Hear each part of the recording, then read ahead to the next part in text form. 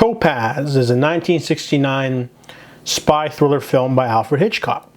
This movie doesn't have very many American stars. They're mostly French foreign actors. And this movie was not a financial success when it came out in 1969. And I can see why.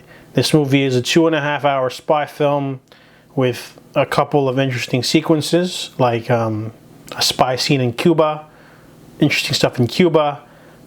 And that happens for maybe a half hour in the middle of the film. But the rest of the film is talking, routine stuff, walking downstairs fast. It's a very realistic, cold, minute thriller that just will never rank among Alfred Hitchcock's top 10 because the movie is based off of a novel and it just doesn't really play up anything.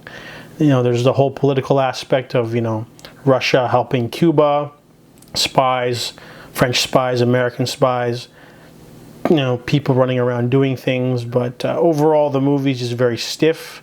It wasn't awful, but it wasn't particularly memorable.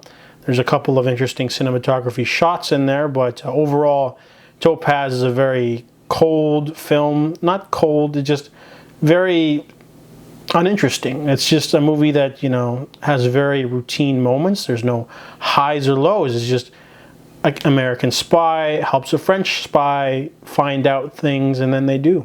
And that's about it. So Topaz is a very slow and boring film with one interesting sequence in Cuba in the middle. But it doesn't rank above the best spy films or the best Hitchcock films or the best films in general. So I can see why the critics were very mixed when it came out in 1969. So I give Topaz a 3 out of 10.